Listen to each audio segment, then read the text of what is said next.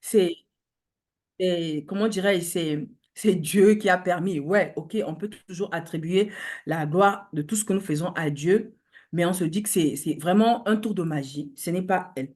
Donc, même si on lui demandait de refaire, elle ne va pas croire qu'elle peut faire ça, parce que pour elle, tout est grâce à la chance. Tout ce qu'il arrive dans la vie n'est pas un mérite pour ce qu'elle a fait faire comme effort. Non, c'est le coup de chance.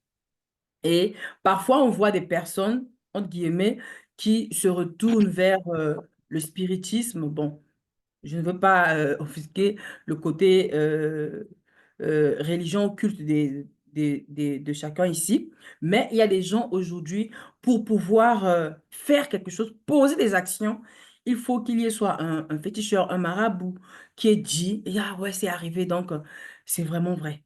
Ah non, c'est le pasteur qui a dit, ah non, c'est le prêtre qui a dit, donc c'est ça.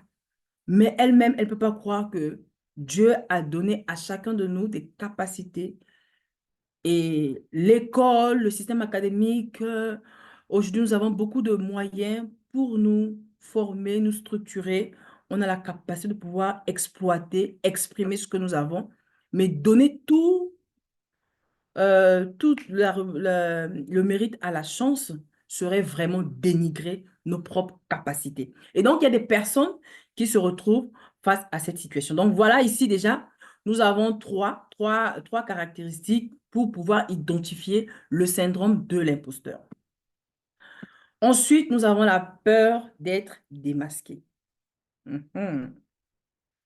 La peur d'être démasqué. Les personnes qui vivent dans la crainte d'être découvertes. Quelqu'un peut avoir quelque chose de bon que vous identifiez par votre expérience en elle, mais cette dernière, pour elle, elle se croit en fraude, qu'elle est fausse, qu'elle ne peut pas. Donc, elle préfère se cacher. Elle s'est créée une carapace comme une bonne tortue, très aisée à l'intérieur. Pour elle, elle ne connaît pas. Mais pourtant, elle connaît. Mais pourtant, elle peut le faire. Mais elle préfère être dans le côté des victimes, dans les personnes qui, moi, les plaintifs. Donc, elle préfère être cachée dans sa carapace. Est-ce que c'est vous? En tout cas, identifiez-vous. Les perfectionnistes, oui, on a dit des gens qui se cachent. On a parlé des gens qui attribuent à la chance, mais il y a aussi des gens qui sont trop regardants sur les moindres détails. Trop regardons sur les moindres détails. Alors, un coach que j'ai suivi a dit une expression qu'il aime souvent utiliser. Ouais, une expression qu'il aime souvent utiliser, faire vaut mieux que parfaire. Lorsqu'on veut toujours que les choses soient bien faites, ce qui n'est pas mauvais, mais lorsque ça devient de l'excès, surélevé, ça vous empêche d'avancer. Ça vous empêche d'atteindre vos objectifs parce que vous serez toujours déçu quelque part que j'aurais pu mieux faire. Mais on a dit que j'ai fait ceci, mais pourquoi c'était pas comme ça? Non, moi, je voulais que ça soit comme ça. Hein? Ça se passe même dans les accoutrements. On te dit que, waouh, Magdalena, mais tu es bien habillée. Oui, mais j'aurais aimé que le modèle là, que la couturière là fasse ça comme ça. Mais est-ce que la personne qui t'a apprécié savait qu'il y avait un défaut dans ta tenue?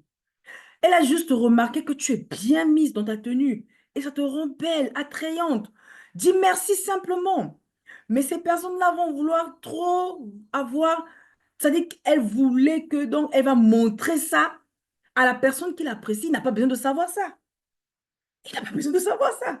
Dis merci, apprécie, réjouis-toi du jour que tu as. Réjouis-toi du fait que quelqu'un t'apprécie et toi-même tu te sens belle. Profite pleinement du moment que de voir les imperfections dans tout. Et c'est comme ça, dans notre travail. Nous sommes des humains imparfaits.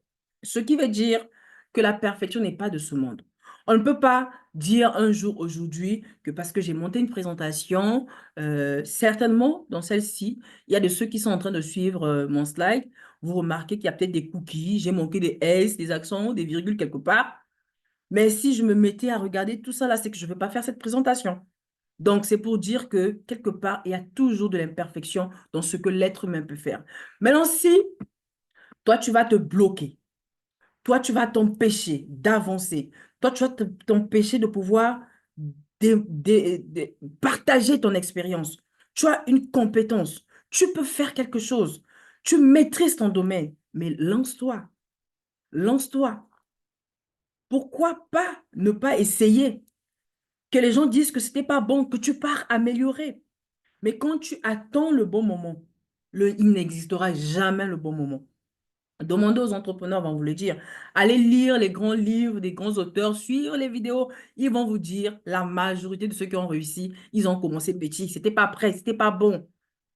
Il n'y a qu'à voir les personnes qui vous inspirent, allez sur Internet, allez voir leurs vidéos. Vous allez vous rendre compte que ce sont des personnes, il y a 5 ans, quand vous regardez leurs vidéos, c'était pas beau. Même quand vous entendez ce qu'elle disait, il me dit que mais quand elle pouvait parler comme ça, elle ne pouvait pas parler comme ça. Mais aujourd'hui, ce sont des grands orateurs. Aujourd'hui, ce sont des gens, des personnes d'impact. Pourquoi? Parce qu'ils ont travaillé cela. Mais on travaille au fur et à mesure qu'on avance.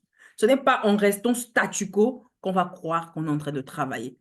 On peut être en train de lire et relire des livres, suivre des formations, payer les plus grandes formations au monde. Mais si on ne passe pas à l'action, on cherche toujours que ce soit prêt, que ce soit meilleur, bien tracé, bien ficelé pour démarrer. Bon, on ne va jamais avancer. Donc voilà ici, vraiment le côté perfectionniste, ce qui peut être très bien parce qu'il y a des gens qui aiment tout ce qui est bien fait, qui est beau, c'est bon. Mais lorsque le fait d'aimer que les choses soient bien faites t'empêche d'avancer, ça devient un problème. Si le fait que tu aimes perfectionner te permet de commencer, au fur et à mesure, tu améliores parce que tu aimes que ce soit beau, ça, c'est la bonne démarche.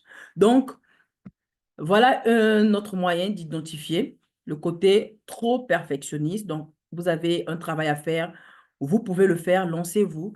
Vaut mieux que vous le fassiez qu'on vous corrige. Et vous allez vous améliorer en cours de chemin. OK? Voilà. Et ensuite, nous avons les comparaisons. Voilà.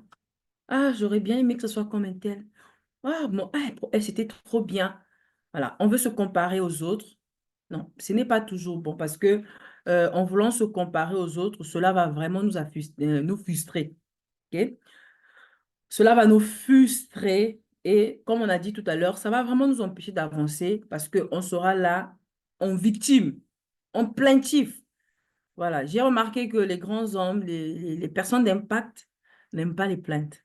Et donc, si vous voulez côtoyer ces personnes-là, vous êtes toujours en train de vous plaindre. À un moment donné, vous n'aurez plus d'amis, vous n'aurez plus de relations. Et ça, c'est pour dire que les personnes qui souffrent du syndrome de l'imposteur, parfois, ne pourront pas avoir d'amis parce que vous serez toujours là en train de voir les autres.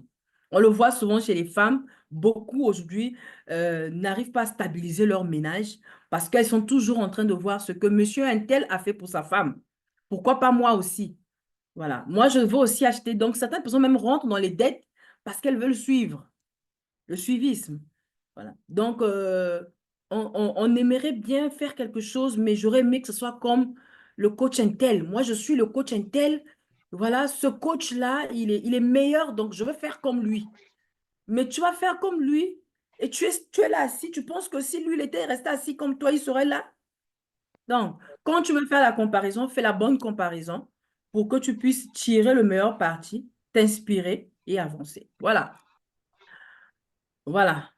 Donc, comme on a vu, on a parlé des caractéristiques. Certainement, vous avez pu identifier les syndromes de l'imposteur, comment ça peut se manifester chez chacun de nous. Et comme on l'a dit au départ, c'est inévitable. Chacun soit est déjà passé par là, comme moi, ou encore, peut-être ça peut arriver. Peut-être que vous êtes même en train de vivre ça actuellement. Voilà. Alors, s'il y existe quelque chose, c'est qu'il y a une cause à cela. Rien n'arrive par hasard. Rien, en tout cas, ne peut arriver par hasard. Premièrement, la première cause possible, ça peut être lié à l'éducation et l'environnement. Quand je parle de l'environnement, je me souviens du tout dernier livre que je viens de lire. la pilule du progrès. Lorsqu'on a parlé du docteur Alex Balogun, du coach Alex, il a dit dans son livre, il a parlé de l'environnement. J'ai apprécié l'exemple qu'il a pris. Il a dit que tu ne peux pas naître au Bénin et avoir comme préférence alimentaire la nourriture chinoise. Non. Comme moi, j'aime bien la nourriture camerounaise et j'ai appris à bien faire les mets camerounaises. Mais si j'ai appris à le faire étant congolaise, c'est parce qu'à un moment donné, j'ai été dans l'environnement, j'ai pris ce qui était autour de mon environnement, je me suis adaptée. Voilà.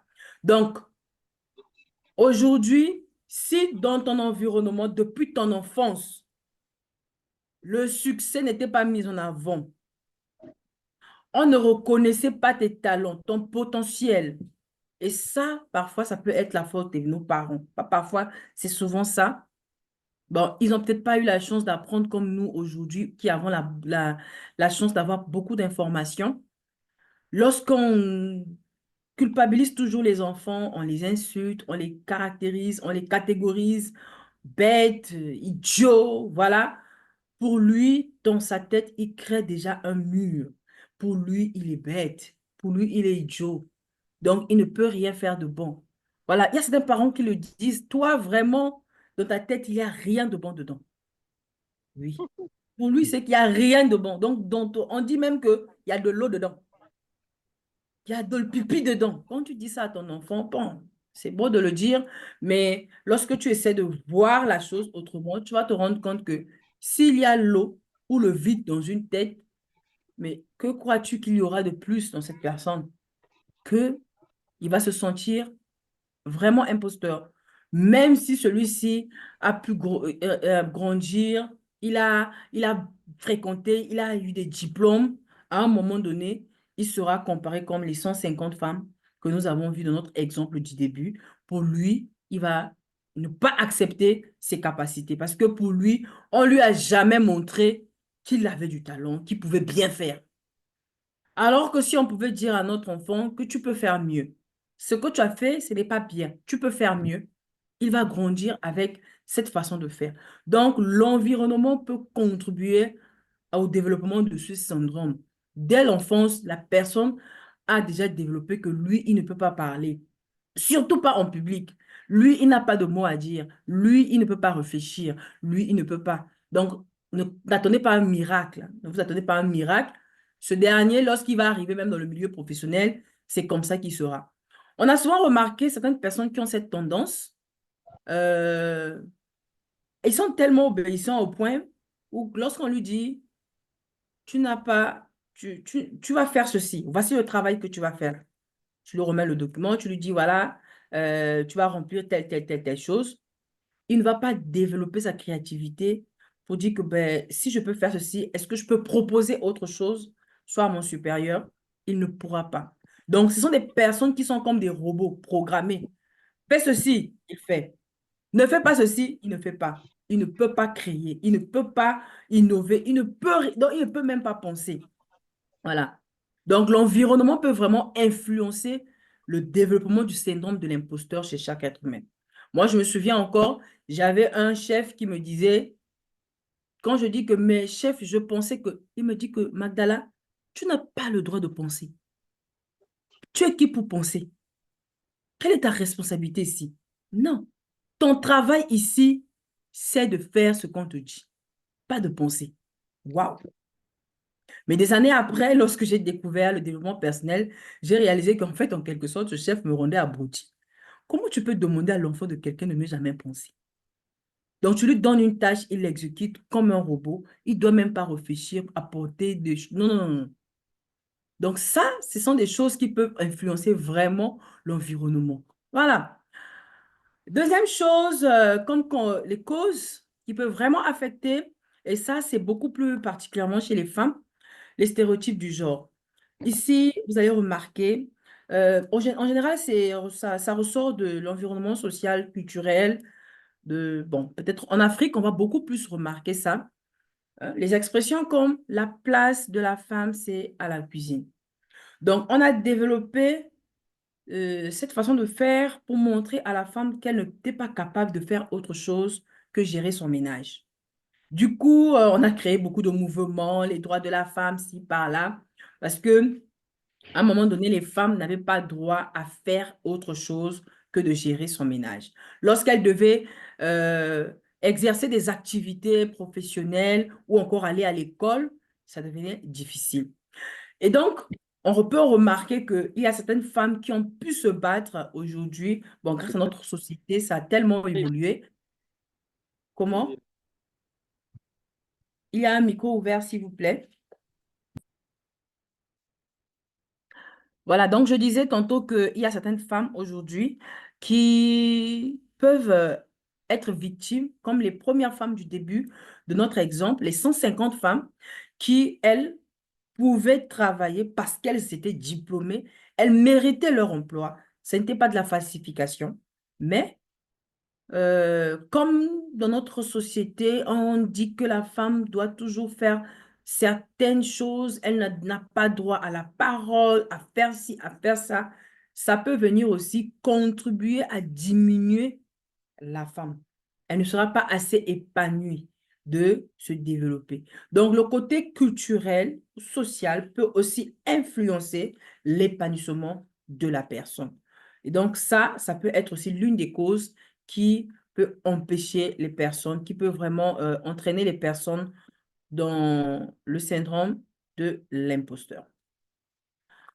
La troisième cause, les expériences de mépris ou d'abus.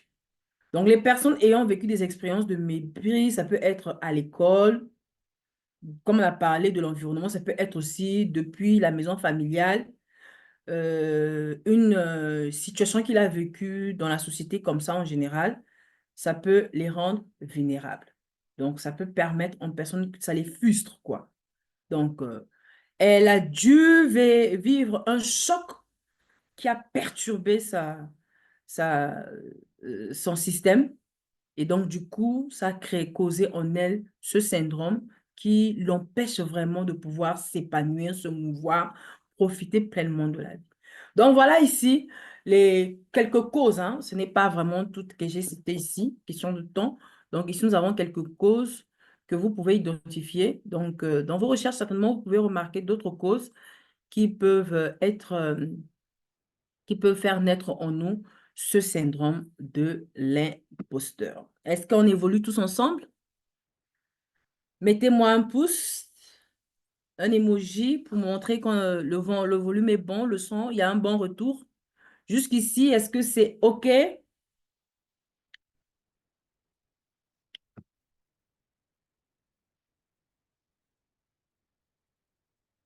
Ce n'est pas vos retours, je ne sais pas si c'est bon. C'est OK, OK, coach. Merci. merci beaucoup. C'est OK, c'est OK.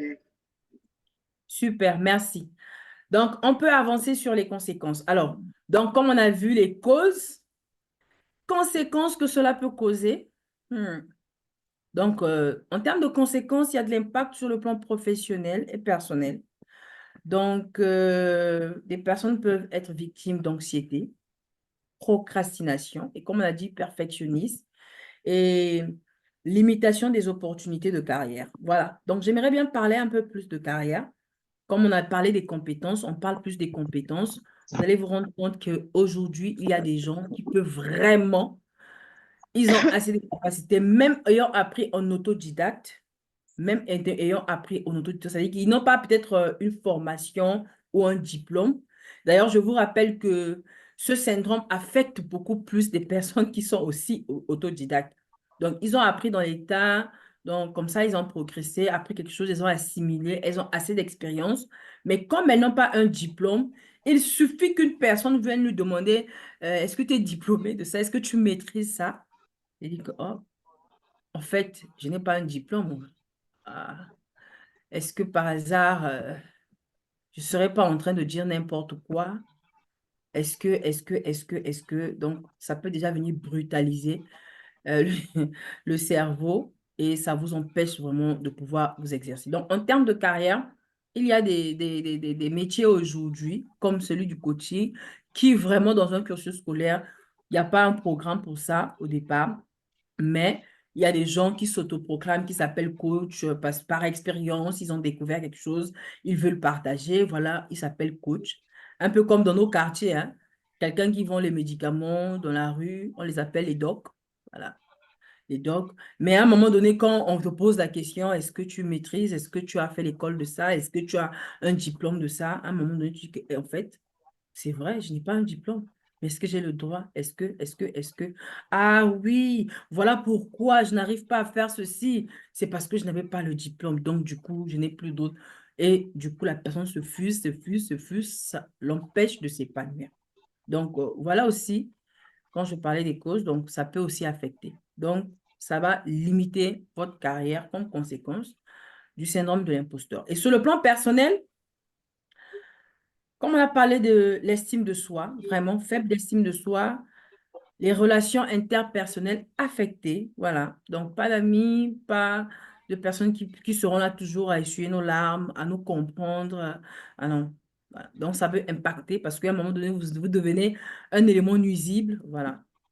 Et le bien-être en général, votre épanouissement personnel, vous ne serez pas heureux, vous ne serez pas épanoui et c'est pas beau à vivre, c'est pas beau. Donc, vraiment, pour ceux qui ne connaissaient pas jusqu'ici le syndrome de l'imposteur, vous êtes d'accord avec moi que c'est quelque chose qui est très, très, très nuisible. Donc, on doit vraiment prendre la main pour nous sortir de là. Si nous y sommes, on doit vraiment nous sortir de là. Et si nous n'y sommes pas, éviter de nous retrouver dans ces situations. Alors,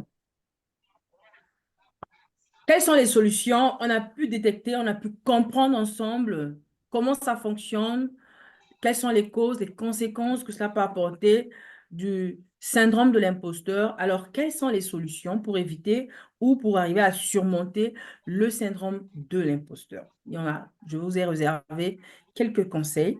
Alors, on y va. Voilà. Premier conseil, ne jamais se comparer, comme on a vu. La comparaison, ce n'est que frustration. Lorsqu'on se compare aux autres, on se mesure aux autres, on va perdre confiance en nous, en nos capacités, et on ne pourra pas passer à l'action. Alors, pourquoi donc se comparer aux autres que de s'inspirer de leurs exemples? Donc, ce n'est pas mauvais aujourd'hui de pouvoir apprécier une autre personne. Vous admirez cette personne, mais la comparaison va vous diminuer. Mais l'inspiration va vous surélever parce que vous allez vouloir exploiter, apprendre de cette personne-là, tirer des leçons. Pourquoi pas aller vers lui si c'est possible.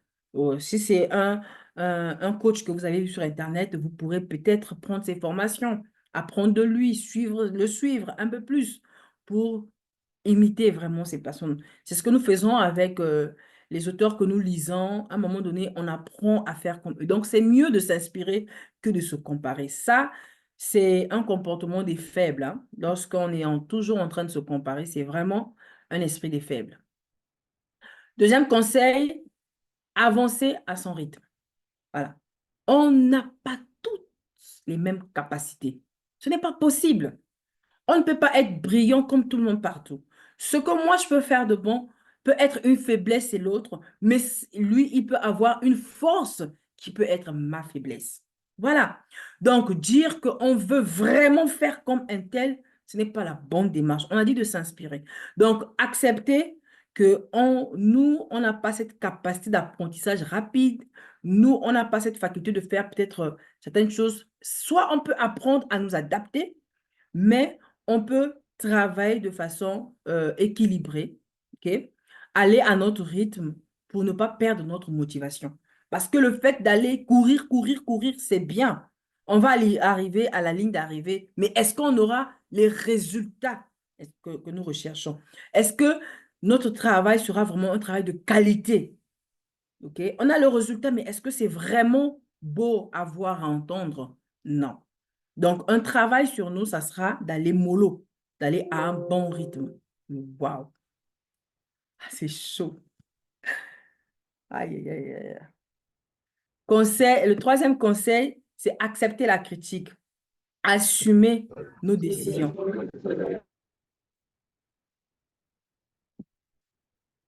Assumer nos décisions. Savoir apprendre de ses erreurs. Donc, si aujourd'hui, vous avez essayé quelque chose qui n'a pas marché, acceptez que c'est normal que vous puissiez échouer, vous puissiez recommencer. Ça va vous permettre d'apprendre et ça contribue au processus de l'apprentissage et de la croissance. On ne peut pas grandir sans avoir échoué. Il faut accepter ce parcours-là. Si vous voulez que tout soit toujours bien fait, vous n'allez rien apprendre. Vous n'aurez pas la méthode que vous pouvez montrer aux autres. Si aujourd'hui vos cadets arrivent pour vous montrer la démarche, vous n'aurez pas les process. Il faut parfois tomber et savoir là où on est tombé, on apprend. Ça, c'est savoir s'assumer aussi. Voilà. Donc, ça nous rappelle cette citation de Nelson Mandela qui a dit que je connais pas l'échec, soit je gagne, soit j'apprends. Voilà. On ne perd jamais. On apprend toujours. Ça, c'est très important de le savoir. Donc, le savoir, ça va vous permettre parfois d'accepter l'échec. Quatrième conseil, parfois, il faut faire l'inventaire de vos réussites. S'asseoir, faire une liste. Oh là là, oh là là, oh là là. Ton PC déchargé, c'est ça? Ça, c'est quoi ça? Ça, c'est quoi ça? Ouh.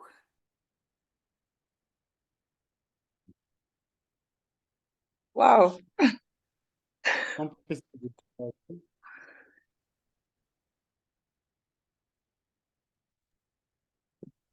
Désolé, mon PC a lâché. On peut continuer. Je ne sais pas si quelqu'un a le slide pour afficher. Continuer comme ça. Tu peux envoyer le Madame slide.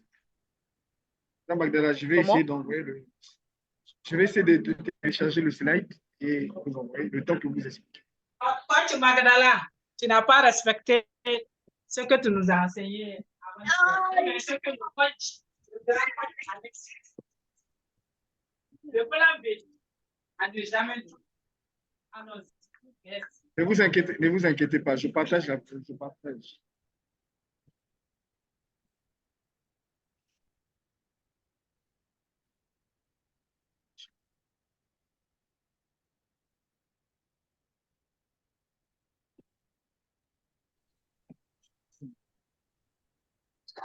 Oui, ici, j'ai... Ouais, ça peut C'est bon? arriver. Donc, c'est ça aussi, accepter qu'on peut commettre des erreurs. Là, le PC a lâché. L'électricité, ça ne dépend pas de moi. Donc, on va quand même avancer. Merci, Monsieur Brice. Je vais te taper.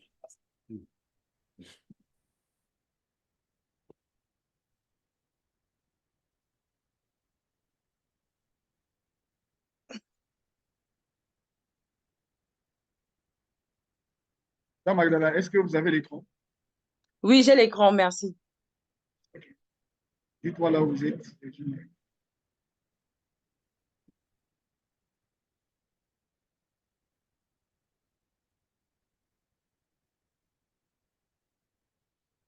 Télécharge au fur et à mesure. Ça, c'est le problème de ne pas avoir l'électricité à la maison, là. Ok, je pense que ce sont sur les solutions. Ok, super. D'accord, madame. C'est bon. Nous sommes à la deuxième page. C'est bon, madame Magdala. Oui, c'est ça. Merci, Monsieur Allô? Brice. C'est bon. Allô? C'est bon, Monsieur Brice. Vous me recevez? Ok. Je vous reçois, madame. Merci. Je vous reçois très bien. Merci. Merci. Donc, voilà. Donc, on parlait du quatrième conseil, c'est de faire un inventaire. un inventaire sur vos réussites. Ça peut vous permettre à vous aussi de pouvoir vous rendre compte de vos réalisations, de vos compétences, ce que vous avez pu développer. Donc, une liste simple, vous pouvez prendre, je ne sais pas, une feuille, vous listez. Ça, c'est dans le cas de l'exercice que vous pouvez faire lorsque vous souffrez du syndrome de l'imposteur. Vous pouvez revoir. Ça vous permet de vous féliciter, de dire, waouh, donc j'ai pu réaliser ceci. Ah, waouh, j'étais capable de faire ceci. Parfois, lorsque vous faites cet exercice, vous n'allez pas vous rendre compte, car en fait, vous avez beaucoup de compétences, vous avez beaucoup de qualités, beaucoup de capacités. Mais écrivez-le à main levée comme ça. Essayez. C'est un exercice que j'ai aussi essayé de faire. Ça va vous permettre vraiment de vous assumer, de vous accepter, de vous féliciter. C'est très important. Et dans cette liste que vous allez réaliser, faites cet exercice de souvent lire, de vous rappeler, surtout lorsque vous êtes démotivé. Vous pouvez relire pour vous rassurer que oui, vous êtes une personne à succès, que vous êtes capable de faire ceci, vous êtes capable de faire cela. Mettez-le même sur votre mur autour de vous, dans votre cahier de rêve, je ne sais pas, tout ce que vous pouvez utiliser pour que chaque fois vous puissiez vous rappeler que vous en êtes capable. Voilà. 6e conseil, fixez-vous des objectifs réalistes. Beaucoup de personnes veulent atteindre le succès, veulent atteindre un certain niveau. C'est bien. Mais lorsqu'on dit souvent, c'est important de se fixer des objectifs qui sont atteignables, pas inatteignables. Donc, la meilleure façon de le faire, même si on a un objectif plus grand, d'ailleurs, notre objectif, notre rêve doit être assez grand, mais après, lorsqu'il s'agit des objectifs, on doit les découper. Vous les découpez de la même manière lorsqu'on veut manger un éléphant. OK, pour ceux qui ont déjà mangé ou connaissent comment ça se fait, on ne peut pas manger, porter un éléphant. Il est assez grand, on ne peut pas le soulever. Même si tout le village arrivait, ça sera trop difficile. Et la meilleure façon, souvent, c'est de le découper sur place et chacun prend sa portion. Donc, c'est la même manière aussi avec vos objectifs. Étape par étape, avec des petits objectifs, vous vous challengez. Et chaque fois que vous avancez, chaque fois que vous progressez, vous vous félicitez. Voilà, parce que chaque petite victoire, même les plus petites, les plus minimes, il faut les féliciter. Ça, c'est très important. OK? Ensuite, le 5e conseil, adopter une pensée positive. Être une personne positive, c'est toujours travailler sa pensée. Pas toujours être négatif en pensant toujours ce qui ne va pas marcher. Au préalable, il y a des gens qui, dès le départ, ils savent que ça va échouer. Et quand ça va échouer, il va dire que j'avais dit. J'avais dit ça. Je savais que ça devait se passer comme ça. Mais pourquoi tu ne savais pas que ça ne pouvait pas aussi se passer comme ça? Pourquoi tu n'as pas programmé ton cerveau que ça doit marcher, que tout doit bien se passer? Voilà. Donc, utilisez des mots, des expressions qui peuvent aider votre pensée à être toujours positive. OK? Comme les expressions comme « je ne suis pas à la hauteur »,« je ne peux pas ». D'ailleurs, le coach Alex dit souvent qu'il déteste les personnes qui lui disent que je ne peux pas. Voilà. Et moi aussi, j'ai appris à détester ces personnes-là. Je ne supporte pas quand les enfants me disent que je ne peux pas faire ça. Moi, ça me met mal à l'aise. Parce qu'on a toutes les capacités, on peut. Il faut essayer. Le plus important, c'est d'essayer. Donc, dites-vous, j'ai les compétences nécessaires pour réussir. Je vais y arriver. Je peux le faire. Voilà les expressions, des affirmations positives que vous devez toujours mettre, même coller sur vos murs. Vous rappeler de cela, c'est très important. Ça va vous aider à être une personne d'excellence. OK? Ensuite, conseil 7, pratiquez de la gratitude.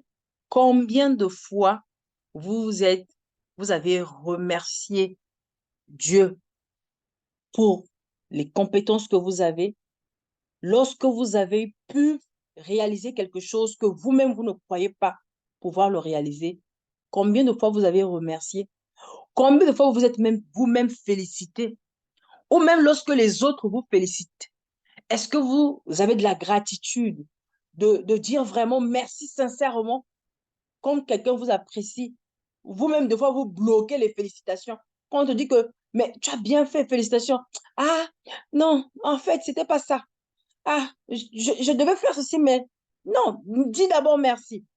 Et donc, la meilleure façon de travailler la gratitude, c'est de choisir, comme on a dit, des petites victoires. Donc, choisissez comme habitude, au moins de noter chaque chose, chaque jour, 3 choses pour lesquelles vous êtes reconnaissant. Reconnaissant pour votre vie, pour vos compétences, pour vos capacités, reconnaissant pour le travail que vous avez fait, même lorsqu'on vous a donné un travail chez votre responsable, lorsque vous avez accompli, vous savez que c'était bien, vous-même, même sans que quelqu'un d'autre vienne d'abord vous féliciter. Waouh, c'était bien, j'ai fait quand même des efforts. Ça, j'ai pu le faire. Je me suis améliorée. Félicitez-vous.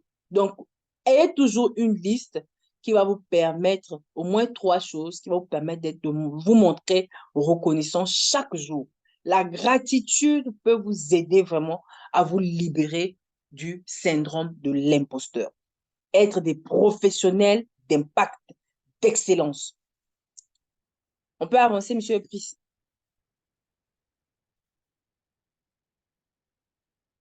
Voilà. Alors, c'est bon, merci. Le dernier conseil, ça, c'est très important. Que vous vivez le syndrome aujourd'hui, ou si vous souhaitez vraiment l'éviter, la meilleure façon de combattre ce phénomène, c'est de travailler sur soi-même. En faisant quoi? En vous formant. Acceptez l'aide d'un professionnel. OK? N'hésitez pas à toujours demander de l'aide des professionnels. Et ça, c'est l'importance d'avoir un mentor. Vous faire accompagner. C'est vrai. Ayant déjà beaucoup des aptitudes, on peut se dire que oui, je peux le faire. Je maîtrise. C'est bien. Mais lorsqu'on demande de l'aide d'un expert surtout, ça nous permet d'éviter ce syndrome-là. Et surtout, ça va nous aider à avoir quelqu'un, comme dit souvent le coach, qui est comme un miroir en face de toi. Parce que seule une personne qui est en face peut te dire que là, tu as failli. Là, ce n'est pas bien. Là, tu as bien fait. Et donc, c'est ça le rôle d'un mentor. Dans son livre, La pilule, il a bien dit, avoir un mentor t'aide à voir tes failles, tes faiblesses, mais aussi à savoir apprécier lorsque tu évolues, lorsque tu as bien fait et à te donner des bonnes directives. Et donc, un mentor, celui-là, c'est pour t'accompagner à garder ta confiance, ta motivation, à toujours être au haut, mais à améliorer tes points faibles. Seul ce dernier qui peut être comme un miroir peut être capable de te dire ça en face pour que tu t'améliores. Et c'est aussi quelqu'un qui a un amour désintéressé parce qu'il veut t'aider à grandir. Okay? Il veut t'aider à grandir. Il veut que tu sois quelqu'un de meilleur.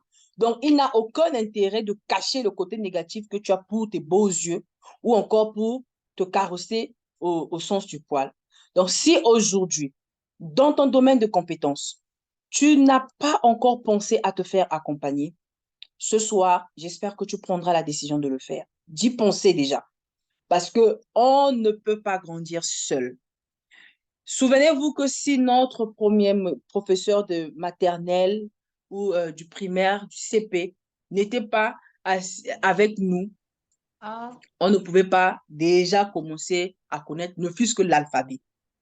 Il a été là et c'est lui qui a ouvert, qui a déclenché le reste de notre processus académique. Et donc, c'est exactement la même chose avec le monde professionnel.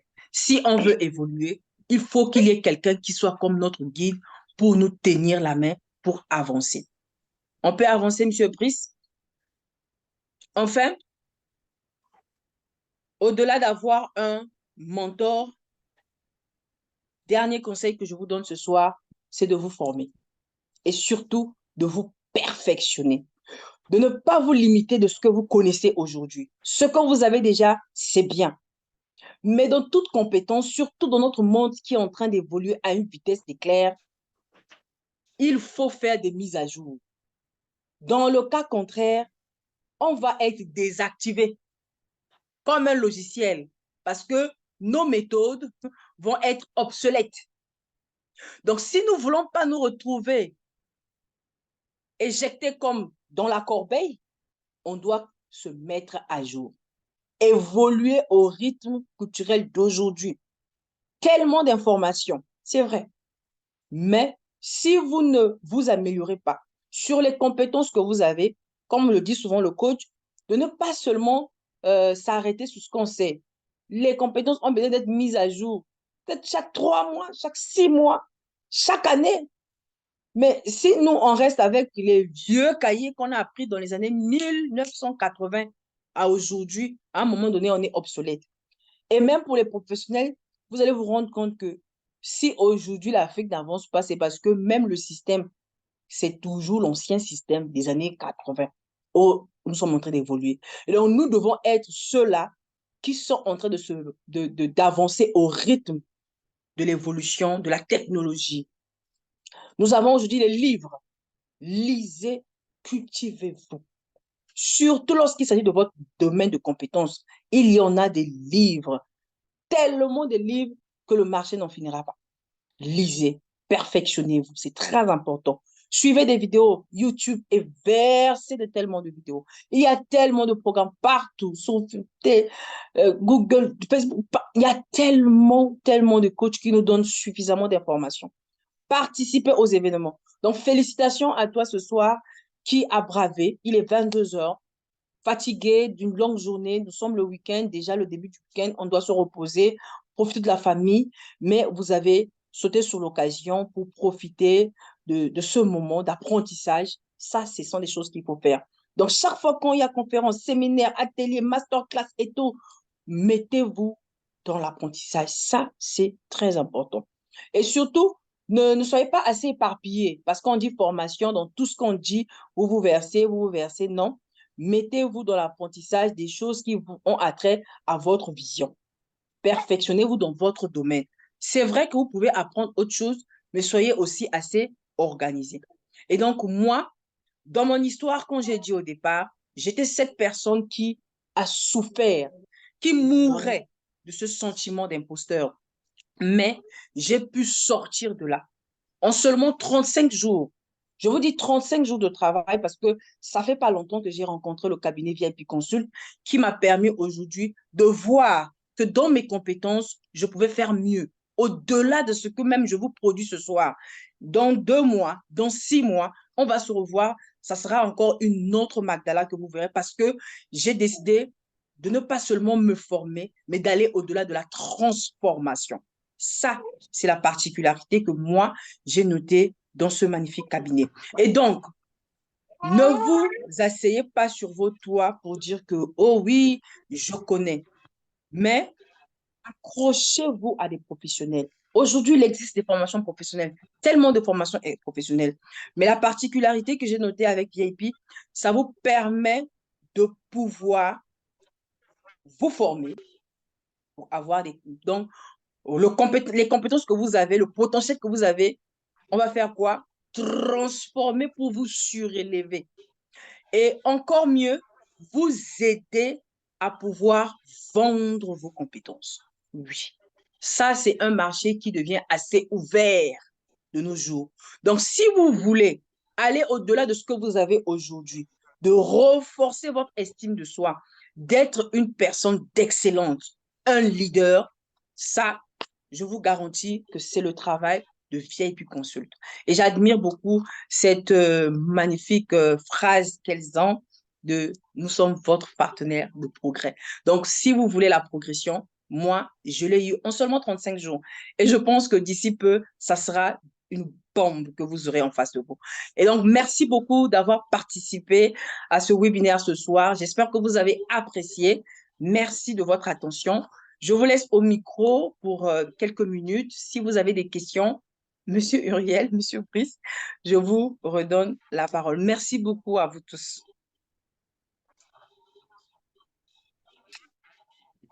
Est-ce qu'on peut ovationner, on peut donner des acclamations à notre coach ce soir qui a appris quelque chose? Merveilleux, merveilleux.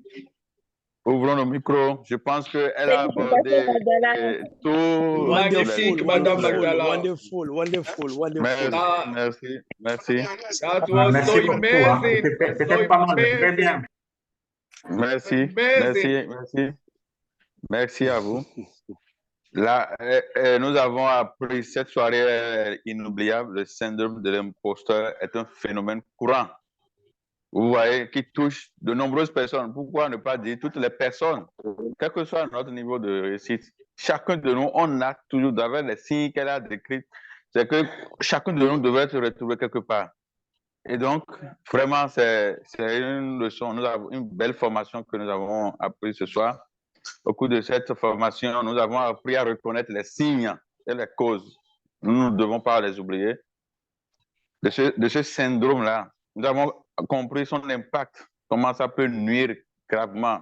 Moi-même, je me suis retrouvé, quand j'étais employé aussi avec mes patrons, tu as l'exécutif, tu ne veux pas. Donc, chaque fois quand tu veux proposer des trucs, même parfois, je suis dans le domaine commercial et que quand les périodes promotionnelles arrivent et que mon chef nous demande de proposer des idées de parc pour la promotion, chaque fois que vous proposez, il ne tient jamais compte de ça. Il ne tient jamais compte de ce que vous dites. Donc, ça vous minimise d'abord. Ouais. Et c'est courant dans tous les aspects. La religion aussi a son facteur, l'environnement. Donc, comme elle nous a parlé tout, c'est pour ne pas répéter. Ouais, nous avons appris ce soir. Chacun doit rentrer encore en lui-même et identifier cela. C'est le problème. Pour aller à l'hôpital, quand on va à l'hôpital, on demande des examens pour pouvoir identifier la source de mal qu'on a. Parce que ce n'est que des réactions. Donc, c'est la conséquence. Donc, nous devons identifier là où nous souffrons. Parce qu'il n'y a pas quelqu'un qui peut dire qu'il ne se reconnaît pas dans l'un de ces signes-là. Donc, pour que cette formation, que nous n'ayons pas perdu de temps, que nous vraiment nous découvrions et nous appliquons les conseils. Oui, parce que nous devons continuer à renforcer notre estime de soi par des exercices réguliers, comme tous ces conseils qu'elle a partagés avec nous. Je ne serai pas le seul à parler. Je vais permettre à quelques personnes de poser des questions s'il y en a, de partager ce qu'ils ont appris de cette formation ou d'autres informations que ces personnes voudront vraiment partager avec nous. S'il y a des apports, s'il y a des expériences personnelles, nous sommes impatients d'apprendre encore de vous. Alors, quelqu'un, on peut signaler que je vais désigner des gens. Si quelqu'un a envie de parler avec le bouton, la personne peut lever la main.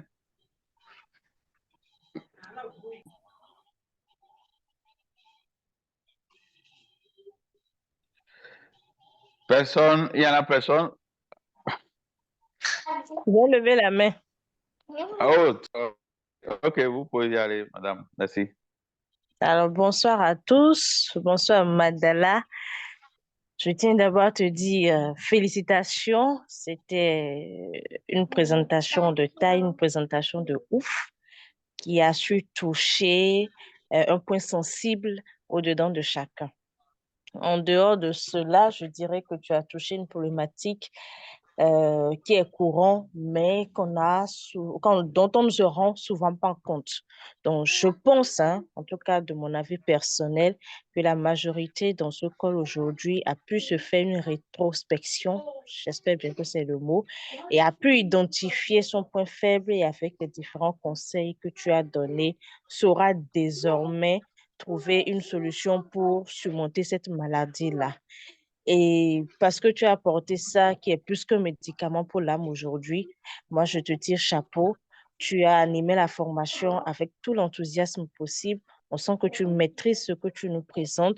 On sent que tu n'es pas allé faire du copier-coller, que tu parles de ton vécu, que tu partages de ton expérience. Et avec le charisme qu'il faut, tu as dégagé tout l'ardeur et tout. Félicitations, je suis fière de toi. Et comme tu l'as dit, on de vous sommet. Merci. Merci, madame Ida. Merci beaucoup. Monsieur Serge.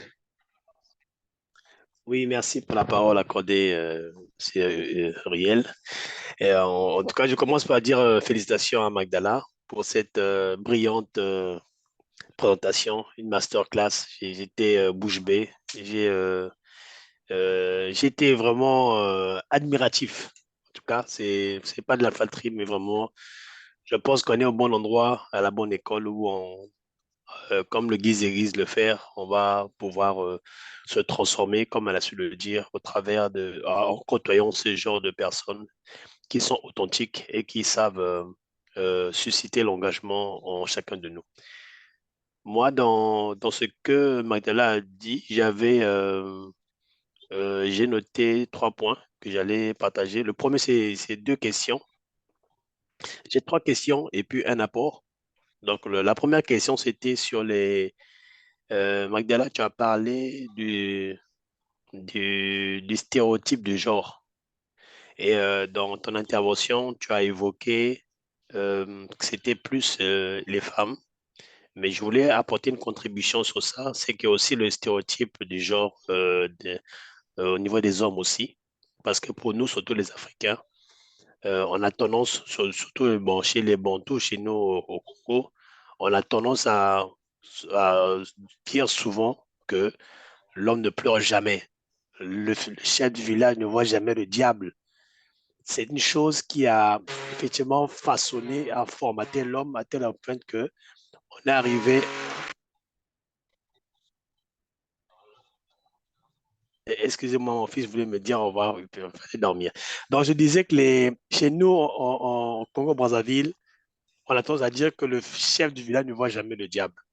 Et je pense que c'est une forme de stéréotype de genre qui fait que l'homme, arrivé à un certain niveau, même lorsqu'il a une douleur atroce, même lorsqu'il a une émotion qui le ronge, qui le détruit de l'intérieur, à cause de ce genre de stéréotype, il va se faire du mal.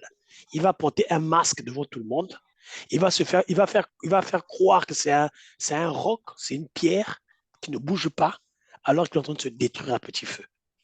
Et là, grâce à cette présentation, on comprend que c'est un syndrome d'imposteur.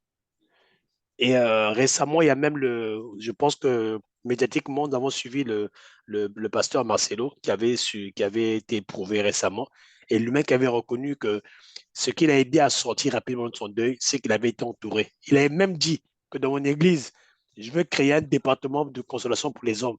Parce que généralement, on a remarqué lorsqu'il y a des deuils, il n'y a que les femmes qu'on accompagne. Les hommes, à cause de ce syndrome-là, que le chef du village ne voit jamais le diable, on n'accompagne pas les hommes. Alors qu'il y a beaucoup d'hommes qui souffrent. Mais ce syndrome-là nous a mis une carapace qui fait que l'homme, parfois, même quand il est blessé, il ne veut pas le montrer.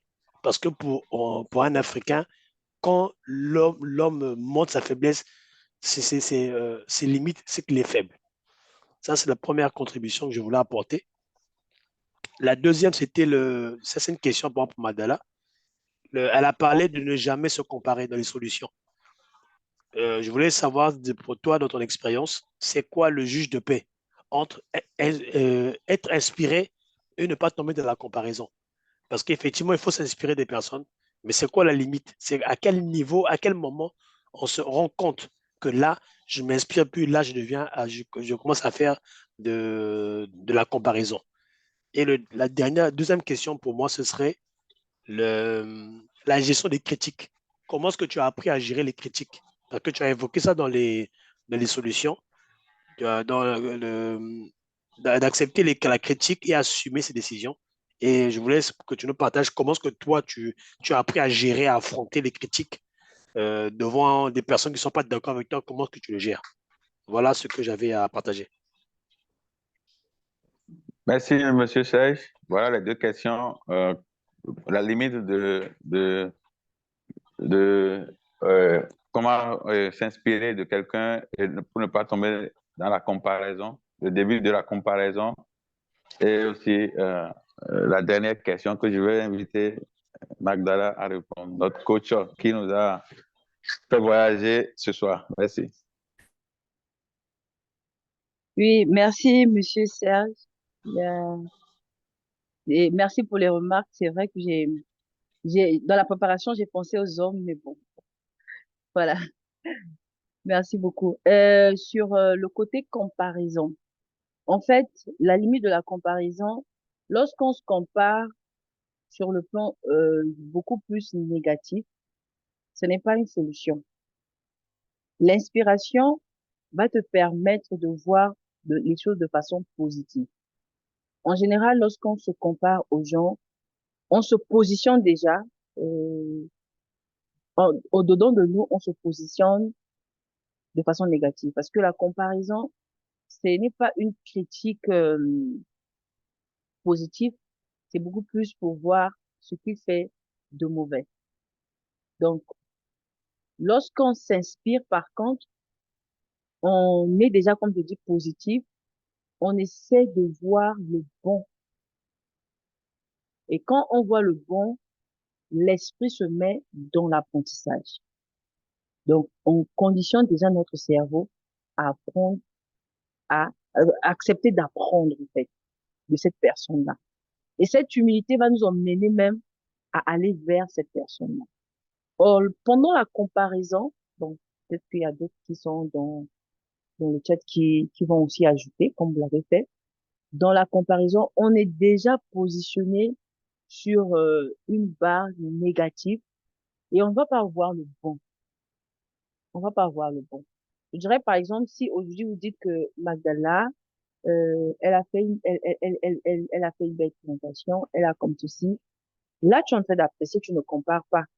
Mais quand tu commences à comparer, tu diras peut-être que Magdala et Serge, euh, elle aurait dû faire, elle fait bien, elle fait mieux. La critique tombe beaucoup plus sur le côté négatif.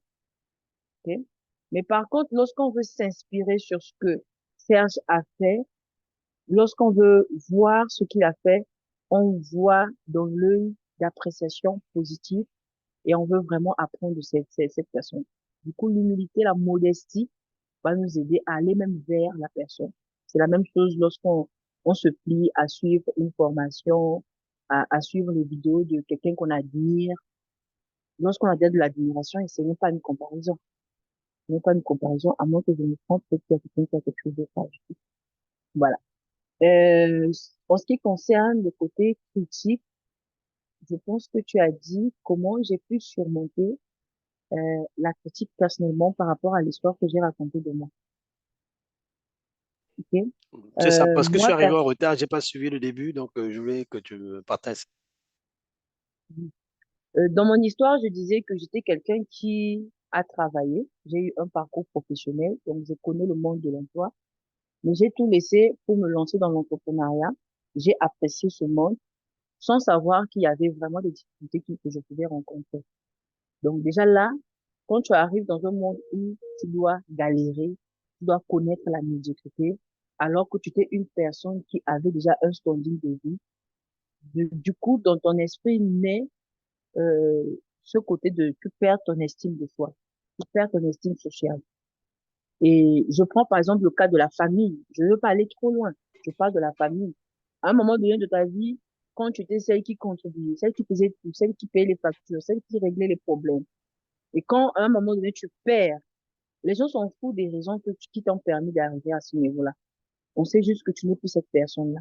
Tu perds déjà de ton estime sociale. Et les critiques, ça vient de partout.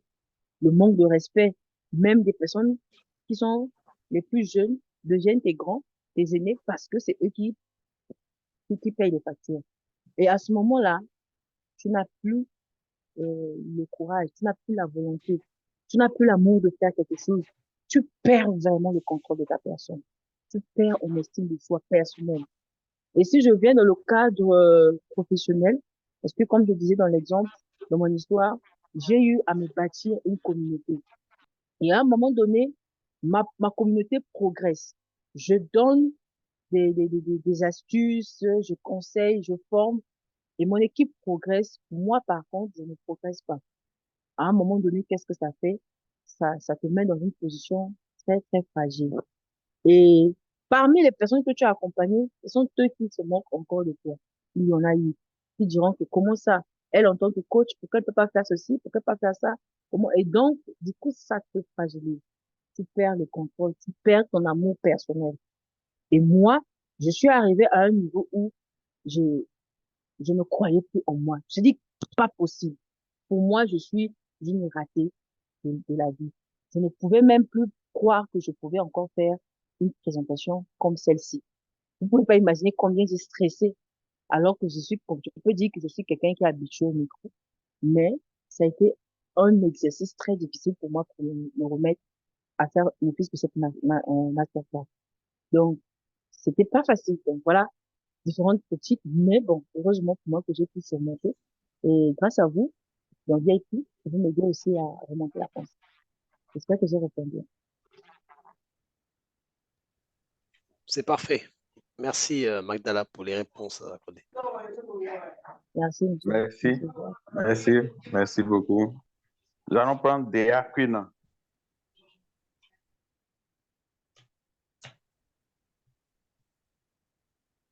Dea Queen, vous avez levé la main, n'est-ce pas?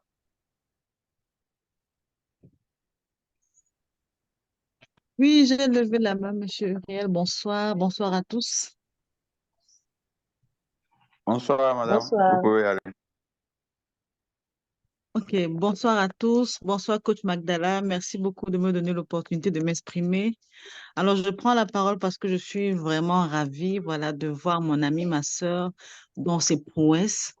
Et le point qu'elle a touché ce soir m'a un peu rappelé le passé par lequel voilà quoi, la petite expérience assez douloureuse que j'ai eue. Parce que quand on perd l'estime de soi, quand on perd la confiance en soi, c'est une phase pas très, pas très plaisante pour quiconque, femme comme homme. Et des fois, quand on n'arrive pas à pouvoir traverser cette étape, on peut y demeurer, on peut même laisser sa vie. Voilà, donc vraiment, Magdala, ce soir, j'ai été très ravie. J'ai aimé l'assurance avec laquelle tu as pris la parole. Comment est-ce que tu as mené ton propos? Voilà, tu ne t'es pas laissé de monter. J'ai beaucoup aimé l'esprit d'équipe. Comment est-ce que ton équipe t'a soutenu? Vraiment, chapeau à vous tous. Alors, je prends la parole pour faire un partage. Donc, il m'est arrivé à une étape de ma vie, parce que je suis une femme très battante, très engagée, qui va au bout de ses envies, une go-getter, comme on dit. Et en moi, j'ai toujours ressenti ce don spécial pour pouvoir coacher, pouvoir accompagner les autres, pour pouvoir amener les autres à devenir la meilleure version d'elles-mêmes. À un moment de ma vie, voilà, j'ai perdu confiance en moi, perdu l'estime de moi parce que j'étais passée par une situation que je ne vais pas, voilà quoi, trop rentrer dans les détails ici parmi vous. Donc, il m'arrivait de douter de moi, de remettre tout en question, de poser, de demander aux autres leur avis, même pour pouvoir s'habiller et de ne pas prendre conscience du potentiel qui sommeillait en moi. Gloire à Dieu, mes mentors spirituels, notamment à l'Église, m'ont permis au travers de la parole de Dieu de pouvoir prendre conscience de mon identité, de pouvoir savoir que j'étais complète et qu'en moi résidait toute la graine. Et depuis que j'ai fait ce travail sur moi, de ce qui je suis, où est-ce que je vais, et de prendre comme Magdala l'a recommandé aussi, d'avoir des séances d'affirmation, de confession. Je suis passée de cette phase où je peux dire que j'étais à zéro au niveau 1000. Aujourd'hui, je suis devenue inarrêtable. Donc, il est très important pour chaque homme comme femme de savoir, de pouvoir se faire accompagner. Il est très important. Et Magdala vient là de nous présenter une très belle forme qui peut permettre à chacun de nous.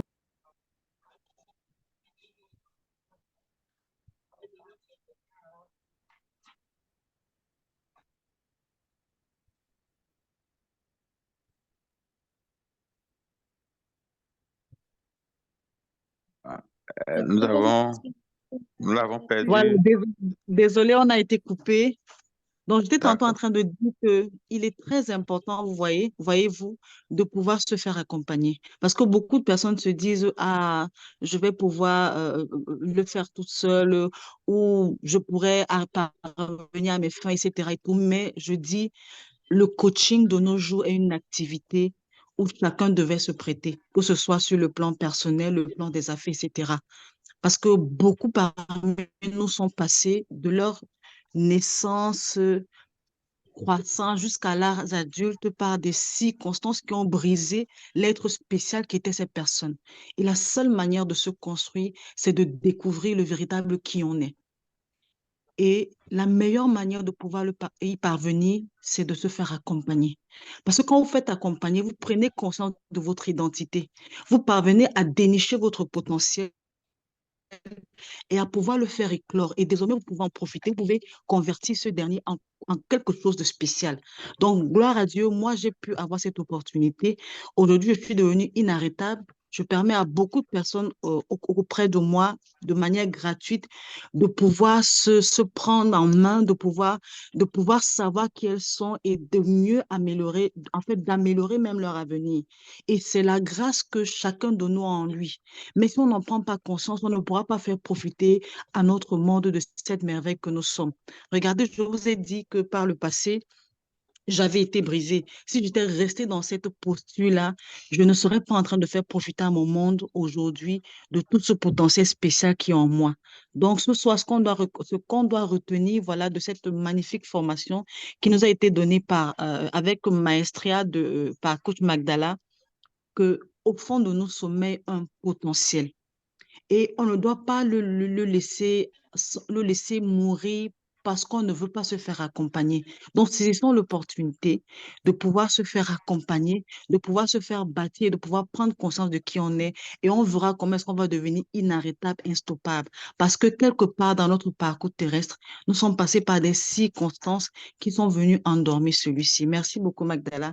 Tu m'as permis de me retrouver et c'était très émouvant. Gloire à Dieu. Voilà. Merci beaucoup encore. Merci beaucoup, madame, pour votre riche contribution.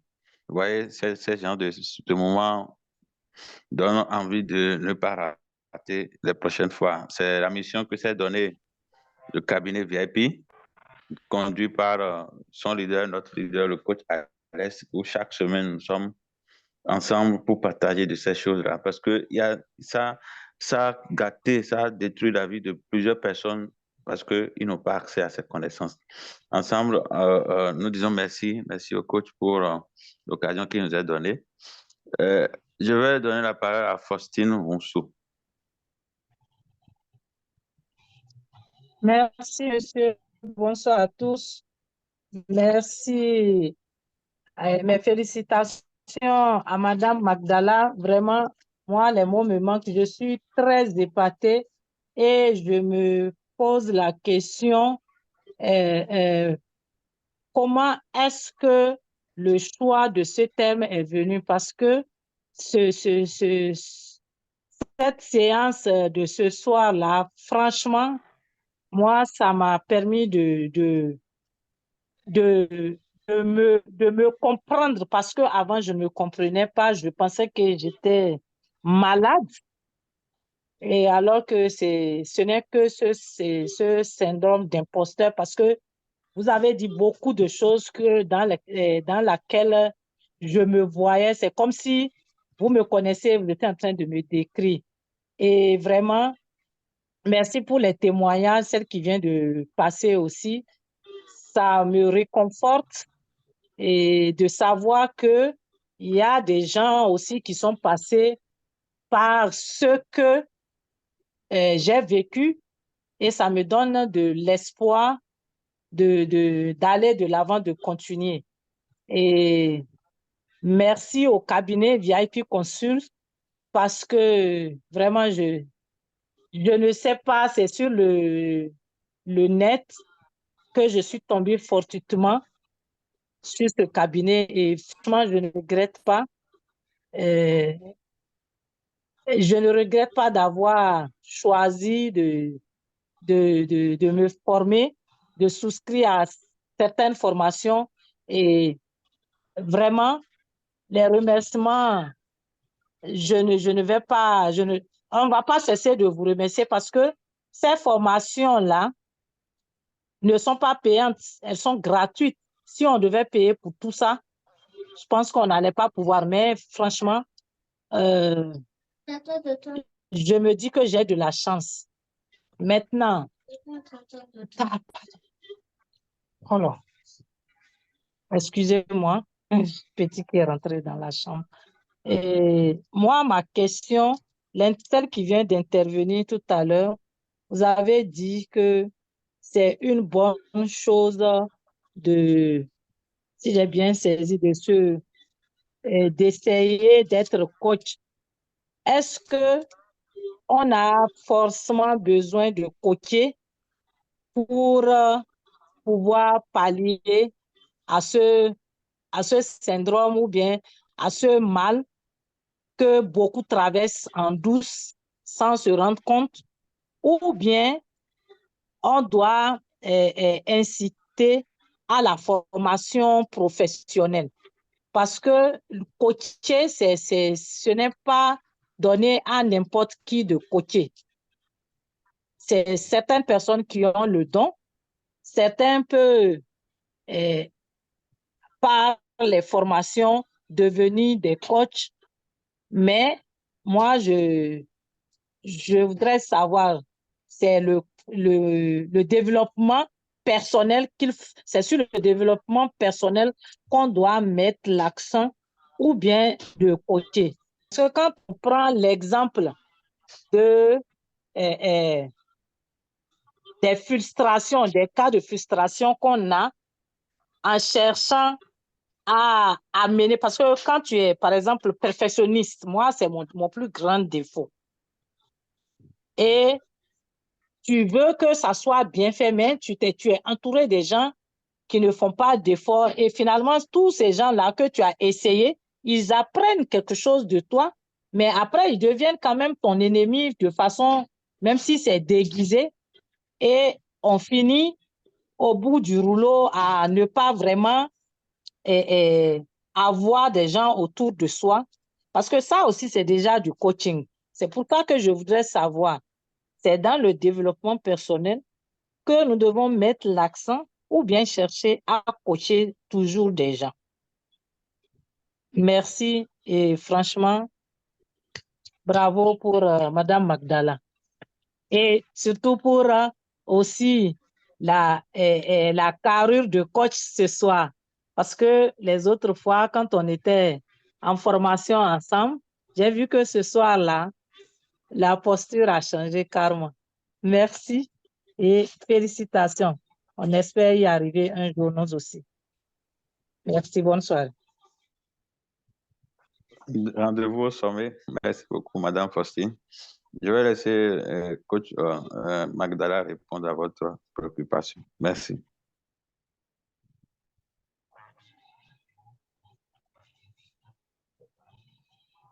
Normalement, ça, c'est le genre de questions que le coach lui peut répondre. Mais bon.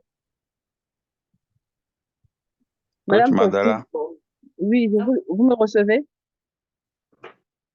Oui, 5 sur 5. Oui, je disais que ça, c'était le genre de réponse que le coach, Monsieur Boucher peut répondre. En fait, Madame Faustine, dire que tout le monde va devenir coach, qui va rester faire d'autres métiers, qui va rester faire d'autres métiers. Mais on ne devient pas coach, on le devient. Comme vous avez dit, d'autres ont ce talent, non. Mais être coach aujourd'hui, c'est d'abord une passion. Chacun doit d'abord avoir cette passion de partager. Donc, si aujourd'hui, quelqu'un a la passion de partager son expérience, son vécu, il existe plusieurs types de coachs. Mais si je veux m'appuyer à la dernière masterclass en présentiel que le coach avait fait ici à Brazzaville, il avait dit, lorsqu'il expliquait être consultant ou être coach, il avait dit que tu ne peux pas avoir une expérience de 5 ou de 10 ans et que tu ne sois pas capable de pouvoir partager cette compétence-là. C'est méchant à la limite. Donc, soit on peut être consultant, soit on peut être coach. On doit apprendre à partager notre expertise. Donc, d'un autre côté, sous un autre angle, au-delà du talent, on ne peut pas avoir une expérience, on ne peut pas avoir une compétence et ne pas vouloir en partager à d'autres, soit en étant coach ou en étant consultant. Donc, voilà la réponse que je peux apporter. Je ne sais pas si quelqu'un qui a quelque chose d'autre à ajouter.